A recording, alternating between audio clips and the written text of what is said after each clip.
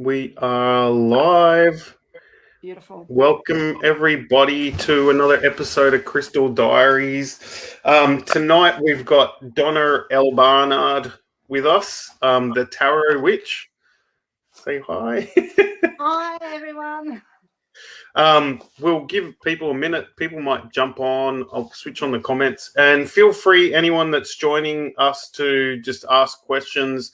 You just need to give StreamYard permission to show your name. So you just got to click a button and it'll let you do it. And if not, this will be going on to YouTube soon too. So Donna, how we met was like 20 years ago. Hey Donna, oh, there's Donna Lewis. Hey Trudy. We met like 20 years ago. We were just talking about it now. It's been like almost 20 years since we've known each other. Yep. I don't remember how we actually met. Do you? You contacted me. I advertised in a magazine in Melbourne and you contacted me and wanted to do a tarot course with me. Yeah. And you were a gorgeous young surfy guy and came up to see me with not a lot of money, and you said, but I do crystals. And so you actually made for me my first wand, and here it is here.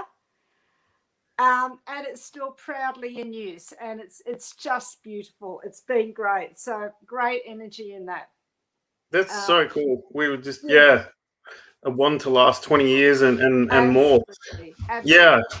But I remember when I did message you when we were talking like 20 years ago, there was something about just your whole outlook, because, witchcraft itself has been popular for, I don't know, like at least 20, 30 years now, where it's like kind of made a re-emergence and everyone just thinks it's really cool. So there's a lot of people jumping on kind of thing. But you had a really different energy with it, which is what I loved. And your kind of lineage, I don't know if that's the right word. Is that the right word with it? Your lineage or your background? Yeah, I guess both. I mean, my lineage is goes back to a traditional British lineage, which is my bloodline.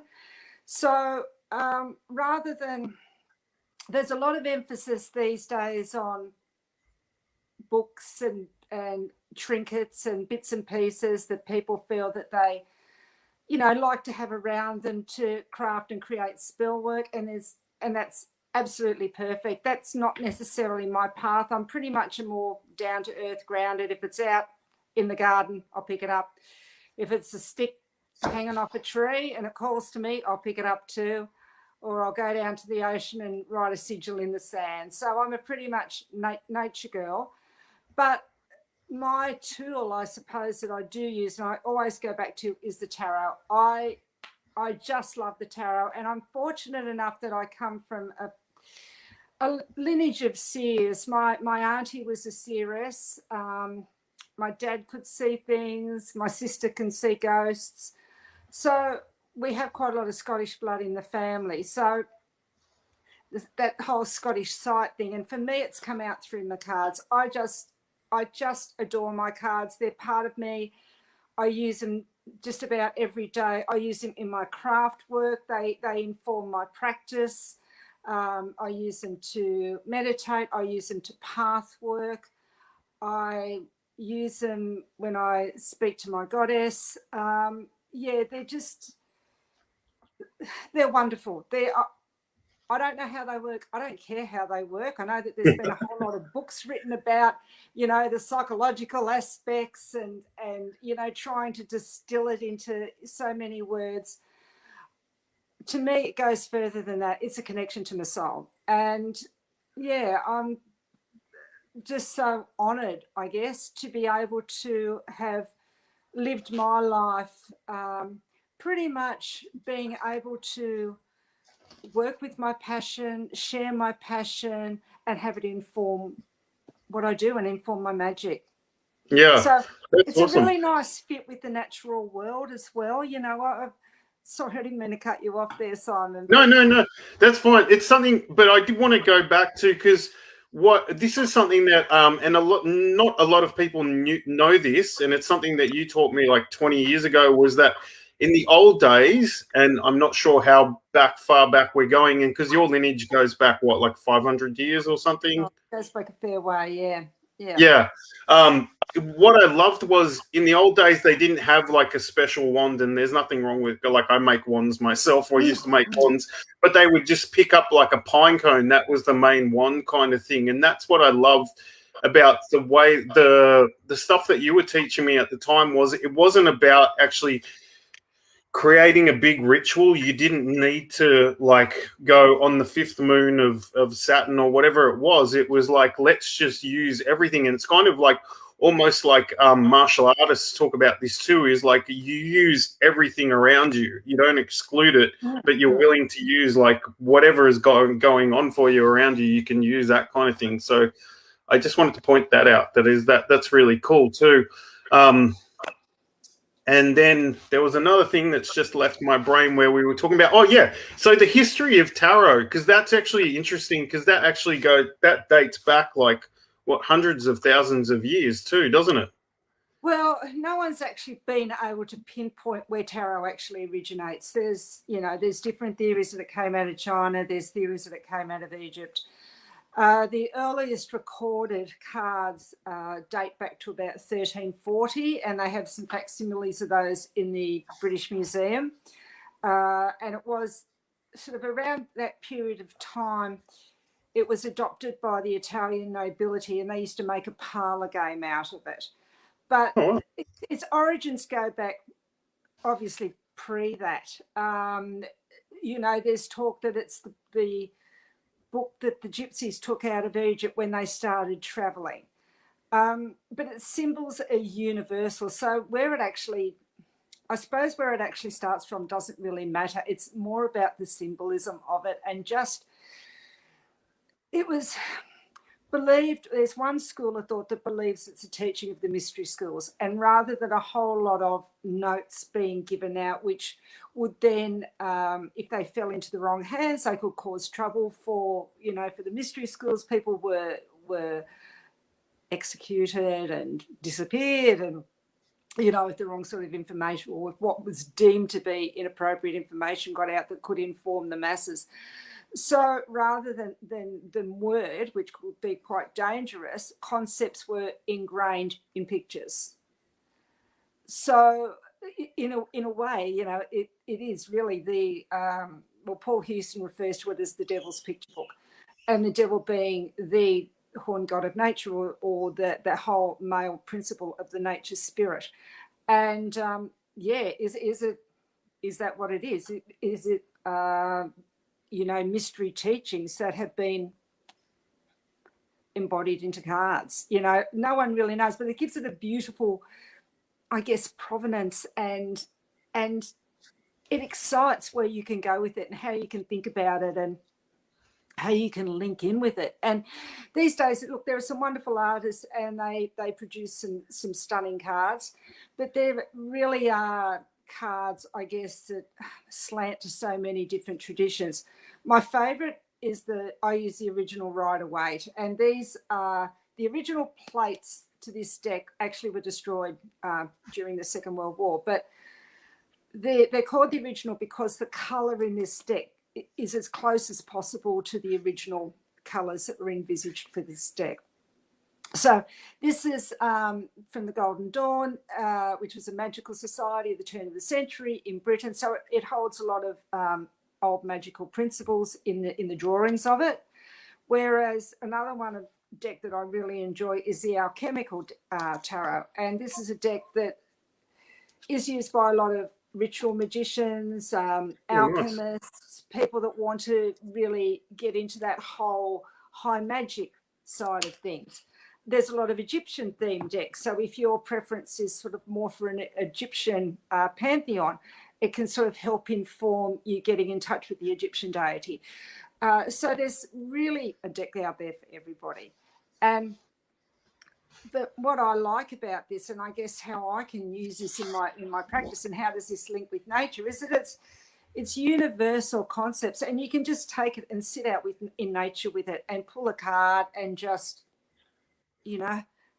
make the link as you sit there with the cards. I've taken these I've read inside Stonehenge with these. I've read at the White Spring in Glastonbury with these, and the energy just all links together, which is just, that's magic in itself. Yeah, that's really cool. And we were part of the topic that we wanted to talk about. I mean, there's lots of different things that pop for me, and if people want to ask questions, please chuck them in the comment section of the live. What was one thing that actually, when we were talking like almost 20 years ago, well, like 2 years ago, let's just pretend it was 2 years ago. We're like I'm like 21, you're like 24, so it's fine. Yeah, happy with that. Yeah. But there was something that like kind of struck me when we were talking like back then too, was like you had this point of view that it's like, and it was funny because at the time when I heard it, I was like, what the fuck? But, well, sorry for swearing on the live, but it was like you talked about something, and this is probably something that's a little bit more, I'm not sure if it's a great Facebook Live topic, but it was like being willing to curse someone, because I remember someone was like doing some stuff to me kind of thing, and you were like, you had this thing of like, would you like, it was kind of like, would you be willing to curse someone? And at the time I was like, oh no, I couldn't do that. But the thing, what I loved about where you were coming from with it, and what I've learned over the years, was like, actually, like, for me, like the witchcraft kind of side of things is, it's not actually about like right or wrong. It's not about like, oh, cursing someone is wrong and not cursing them is right kind of thing or whatever. And I'm not sure where you're at with it now on that kind of stance. But I just found it really interesting. It's like, for me, what I've noticed in the past few years is like actually being willing to do that, or being willing to be that energy of like, if someone's going to mess with you, you just turn around, you're like, sorry, dude, you're not messing with me today. And I remember recently we did a pop-up shop, and this young kid came in and he was stealing crystals. And I was like, dude, what are you doing? And he kind of, and so I called him out on it, and I basically said to him, I said, mate, if you have stolen anything, I'm going to curse your ass for the rest of your life. But it was that willingness to actually be that energy and kind of go, hey, this is not okay. You don't get to bully me. You don't get to steal from me, whatever it is. It was that willingness to actually be that energy of like, you know what? I'm not going to let anyone mess with me, and I'm going to empower myself. And not doing it from a judgment of right or wrong. It's just more like kind of what's going to work for you kind of thing. Would you mind talking about that? I'm not sure where you're at with that. No, not at all, Simon. Yeah. Firstly, I want to congratulate you for taking that stance and putting that out there, because it's big and it's still a really controversial topic for a lot of people. So, I guess, in a more traditional context, power is power. Power is not black, power is not white, power is power. And part of the heritage, I guess, of being a witch and being willing to work with magic is the willingness to embrace power. Because if you're not going to embrace power, why would you do it? It's hard work. It's not easy. Why would you bother, I guess? So if you're willing to embrace power and all that entails, it's about responsibility, and it's about personal responsibility. So I wouldn't advocate to someone, yes, that's great. I wouldn't advocate to someone to say, no, that's not great. It all comes down to personal responsibility. If it's something that you or somebody, let's say you, just for an example, if you're really passionate about and you have just cause, if that's how you feel to act, that's how you feel to act. The caveat being, though, if it's given out unjustly, if power is misused or used unjustly or unwisely, then it will ricochet back. In a lot of the teachings that have come out, and I guess probably over the last 30 years as more and more books are published, there is a big emphasis on the threefold law, and what you give out comes back threefold, and do what thou wilt and harm none. I struggle a little bit with the do what thou wilt and harm none, because as a human being, you cannot actually live if you don't harm anything. People can argue with you and go, okay, well, I'm a vegetarian. Great. But don't plants have lives? You know, it sort of becomes, it becomes by degrees. So, yeah, I'm yet to meet anybody who is that pure of thought that they never have a bad thought about anybody or anything. If that person, if I ever come across that person, they would be a saint. And I don't find too many of those in human form. What I do find a lot of is a willingness to give up a sense of responsibility. But that in itself dilutes the essence of what magic and power is all about. And you know, you have to be prepared to, from my perspective anyway, you have to be prepared to walk your talk. You have to be prepared to own your power. Otherwise, why bother? So Yeah. that's my take on it. It's up to the individual. It's certainly not something that I would be going out to teach someone. But, you know, if that's something that you had just cause to do, then, you know, on your head, be it, you know. Personal It's probably responsibility more is advanced huge. topic than a Facebook Live kind of thing. But yeah.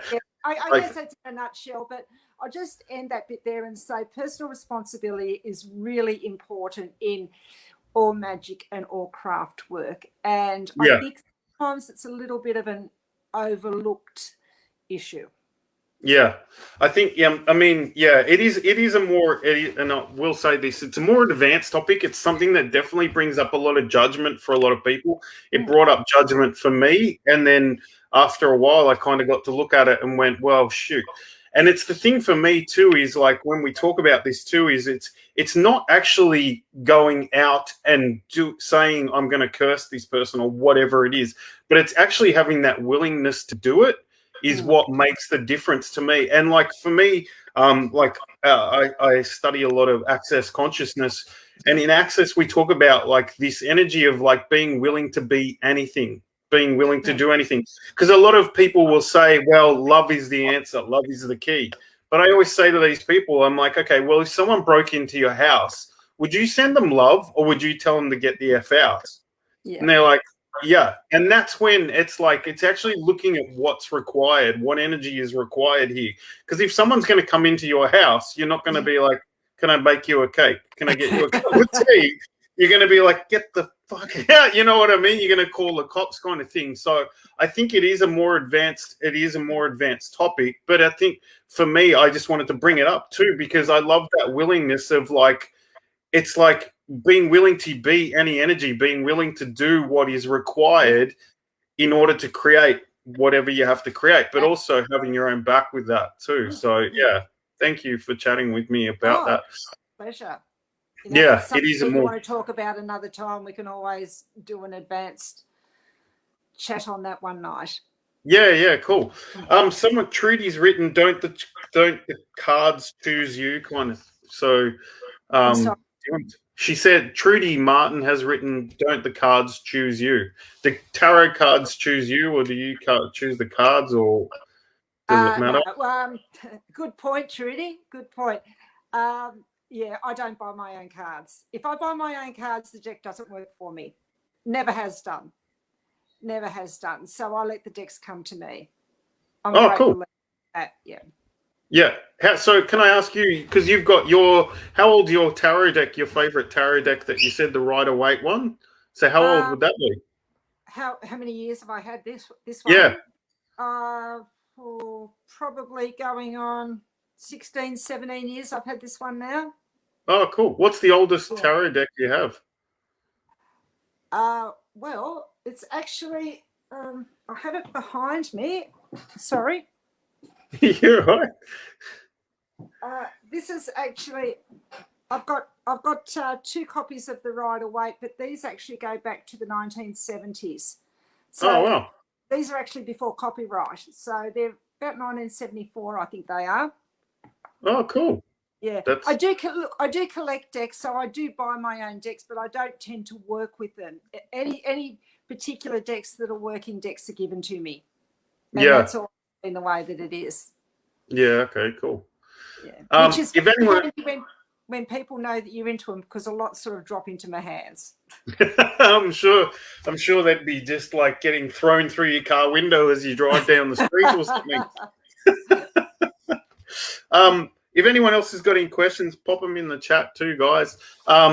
So we were talking about like magical empowerment. So do you want to talk about that and what that means for you and how you use magic to empower yourself? And I suppose we went into it a little bit then with the conversations, but are you talking about in general, or are you talking about with the cards, or both?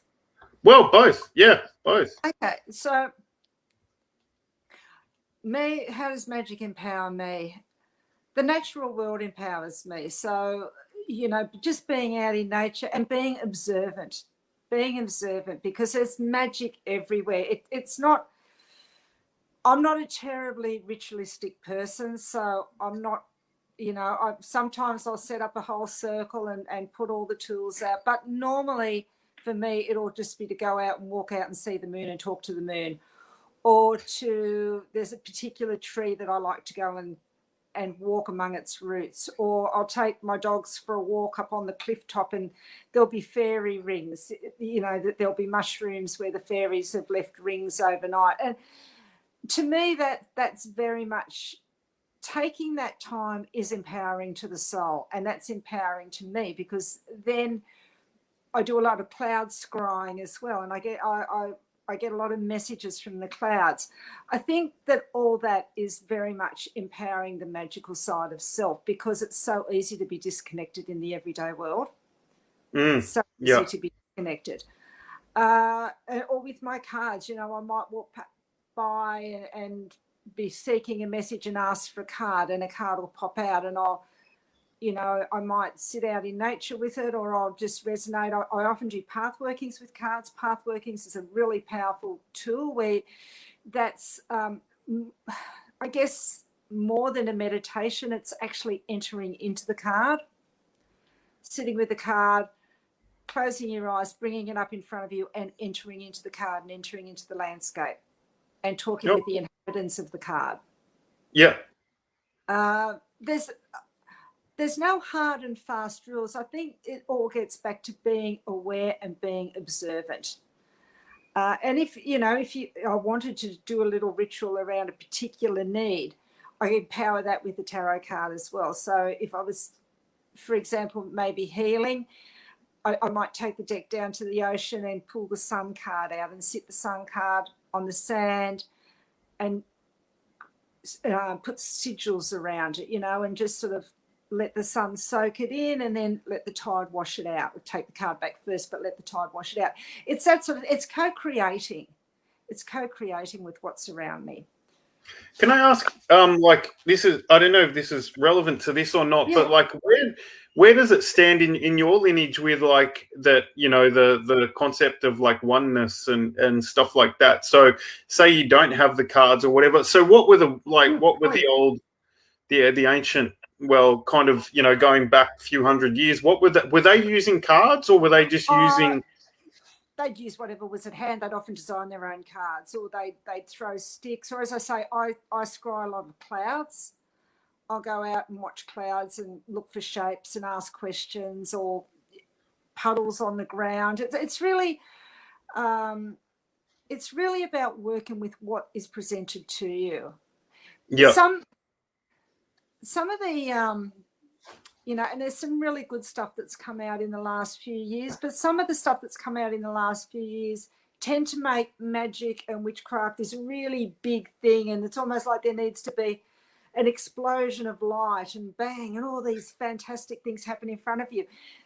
Yeah, that can happen, but often it's the subtle things there, and there's as much power as going and maybe reading a puddle or writing a sigil on a piece of wood and floating that, or burying something at the base of a tree, smelling a flower and seeing what comes up. There's as much magic as in that as there is in a full-blown rite. So, that's it's just, I think that gets forgotten sometimes a little bit. Yeah. where it all becomes about ceremony and staging. Yeah. And sometimes Yeah, the I love basics that. get forgotten, I think. Yeah. Yeah, You know, definitely. I mean, we're walking around on this beautiful planet, and it's like having communion with the earth and being aware of like your surroundings and what the ocean's contributing to you and the trees.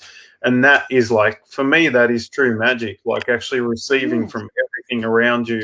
That's magic. That's not for me. absolutely. And I get that everyone has their different things kind of thing, but it's like, that true power is when you are in communion with everything around you, when you are in communion with the trees, with the ocean, with the forest, with the animals, everything around you kind of thing. So yeah, I'm glad that you brought that up too. And you'll Yeah. see it flow into your own life too. You can't help but see it flow in. And coincidences, well, who knows, but all of a sudden things will all just come together and answers will be there. And